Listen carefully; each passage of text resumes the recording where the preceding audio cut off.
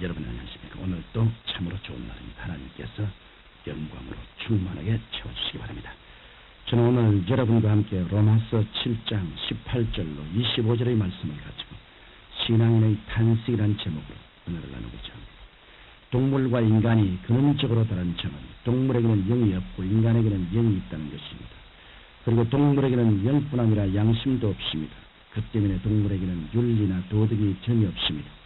그러나 하나님의 형상과 모양대로 지음받은 인간에게는 양심을 통해 윤리와 도덕이 주어졌습니다. 그런데 인간은 타락했기 때문에 죄악의 부패성을 갖고 있습니다. 이러므로 인간은 벌써 그 자체가 운명적으로 자아분열의 고통을 겪게끔 되어 있는 것입니다. 그 때문에 인간은 천사처럼 살고 싶은 양심의 소원이 있는가 하면 악마처럼 타락하려는 육신의 부패가 있어 항상 갈등하고 고민하는 것입니다. 바로 이런 의미에서 사도 바울은 로마서 7장 24절에서 오라 나는 곤고한 사람이로다. 이 사망의 몸에서 누가 나를 건져내려고 탄식했던 것입니다. 여러분도 이와 같은 탄식을 다 해보았을 것입니다. 이러므로 저는 바로 이 탄식의 문제와 그 해답에 관해 여러분에게 말씀해드리고자 합니다. 첫째로 세 종류의 사람에 대해 말씀해드리겠습니다. 대개 이 세상에는 세 종류의 사람이 살고 있습니다. 먼저 도덕적 양심으로 육신을 지배하며 율법을 쫓아 사는 사람이 있습니다. 극히 소수이지만 이런 사람은 최선을 다해 도덕적이고 윤리적이며 이롭게 살려고 노력하는 사람입니다. 그러나 성경은 의인은 없나니 하나도 없으며 모든 사람이 죄를 범하였으며 하나님의 영광에 이르지 못하더니라고 말씀하셨습니다. 이러므로 진실로 의로운 사람은 이 세상에 한 사람도 없습니다. 이 때문에 자신의 도덕적인 행위를 믿고 나는 예수 그리스도를 믿지 않아도 구원을 받을 수 있다고 생각하는 사람만큼 비극적인 사람은 없는 것입니다. 다음, 도덕적인 양심과 육신 사이를 방황하는 사람이 있습니다.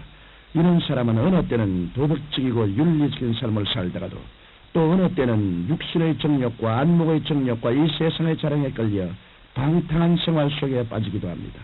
이러므로 이런 사람은 인격적인 분열 속에 심한 고통을 받는 사람입니다. 이 때문에 이런 사람은 마음에 죄책감을 갖고 자신이 죄인이라고 인정하며 고민한 사람입니다.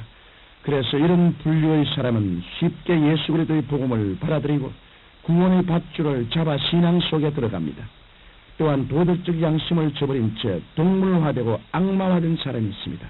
이런 사람의 마음속에는 탐욕만 있을 뿐 의와 진리와 사랑은 있을 수가 없습니다.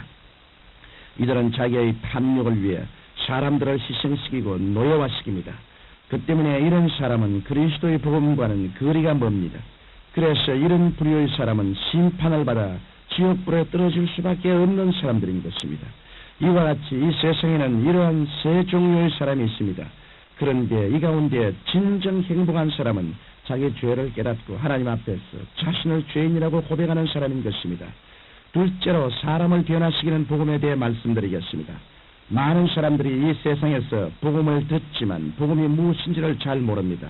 복음이란 우리 주 나사렛 예수 그리스도의 부름이요 초대입니다. 예수님께서는 이 세상에 오셔서 죄인의 죄를 용서하시고 병자의 병을 고쳐주셨으며 귀신을 쫓아내어 주시고 죽은 자를 살리시고 하나님의 영광을 선포하시고 영생을 가르치셨습니다. 예수님께서는 실제로 이 땅에 오셔서 복음을 우리 가운데 보여주던 것입니다. 그리고 난 다음 예수님께서는 우리의 죄와 질병, 절망과 죽음을 한 몸에 짊어지시고 십자가에 달리셨습니다. 오전 9시부터 오후 3시까지 예수님께서는 극한 고통을 당하셨습니다. 예수님께서는 마지막으로 내가 다 이루었다라고 말씀하신 후 운명하셨습니다. 그리고 무덤에 들어가신 지 사흘 만에 부활하시고 승천하셨습니다. 이것이 바로 복음입니다. 그러므로 참 복음이란 죄를 지었음에도 불구하고 못났음에도 불구하고 버림을 받아야 마땅함에도 불구하고 오직 예수님을 믿는 믿음으로 구원을 받는다는 것이 참 복음입니다. 여기에 추호도 가감할 것이 없습니다. 이러므로 남녀노소, 빈부귀천, 학식 유무를 막론하고 예수님께서 나의 과거, 현재, 미래의 죄를 십자가에서 다 청산하시는 것을 믿으면 구원을 선물로 받게 되는 것입니다. 이 구원에 있어서 인간의 율법적 행위를 추호도 보탤 수 없고 예수 그리스도의 은혜를 조금도 뺄 수는 없습니다. 그러므로 우리 주님께서는 우리들의 행위가 아닌 전폭적인 믿음을 보시고 하나님의 자녀로서의 자격을 주시는 것입니다. 셋째로 구원받은 자의 고민에 대해 말씀해 드리겠습니다. 구원을 받아 하나님의 자녀가 된 사람은 누구나 하나님의 자녀답게 살려고 윤리적으로 도덕적으로 갖은 애를 쓰게 됩니다. 그러나 이렇게 결심하고 애쓰면 애쓸수록 악의 세력이 더욱 강하게 작용함을 깨닫게 됩니다. 그래서 좀 더 잘 믿으려고 하면 할수록 하나님 앞에서 회개와 탄식이 쌓이게 됨을 깨닫고 절망합니다. 내 마음으로는 하나님을 사랑하고 섬기며 하나님의 뜻대로 살려고 하는 간절한 법이 있는데 육신 속에 있는 죄의 법이 일어나 내 마음을 사로잡아 결국 죄를 짓게 함으로 처절한 탄식이 절로 나오는 것입니다. 이 얼마나 비극적인 탄식입니까? 바로 이 탄식에 놀랄 그리스도인들의 탄식입니다. 구원을 선물로 받고 난 후 아무리 울고 힘쓰고 애써도 성결한 생활을 못하고 오히려 죄만 더 짓게 되어 넘어지고 쓰러지는 자신이 안타까워 탄식하는 것이 오늘날 그리스도인들의 탄식인 것입니다. 그러면 어떻게 해야 성결한 생활을 해서 하나님과 깊이 동행하며 축복을 받을 수 있을까요? 넷째로 성결한 생활을 할 수 있는 길을 소개해드리고자 합니다. 성결은 인간의 힘만으로는 되지 않고 하나님께서 도와주셔야 가능합니다. 우리가 예수님을 믿으면 구원을 믿음을 통해 값없이 받는 하나님의 선물입니다. 그러나 구원을 얻고 난 다음 더욱 사랑받는 하나님의 자녀가 되기 위해서는 하나님의 법을 잘 지키며 살아야 하는 것입니다. 그런데 이것은 인간의 힘으로만 안 되고 오직 성령의 도우심이 있어야 가능한 것입니다. 그래서 성경 로마서 8장 1절로 2절에 다음과 같이 말씀하셨습니다. 그러므로 이제 그리스도 예수 안에 있는 자에게는 결코 정죄함이 없나니 이는 그리스도 예수 안에 있는 생명의 성령의 법이 죄와 사망의 법에서 너를 해방하였습니다. 이 말씀처럼 우리를 죄와 사망의 법에서 해방시키는 것은 인간의 노력과 애씀이 아니라 그리스도 예수 안에 있는 생명의 성령의 법인 것입니다.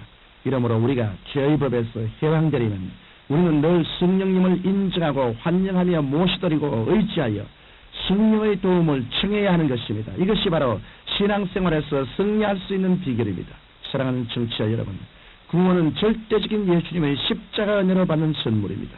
또한 거룩하고 깨끗한 삶도 성령님의 절대적인 은혜로만 가능합니다.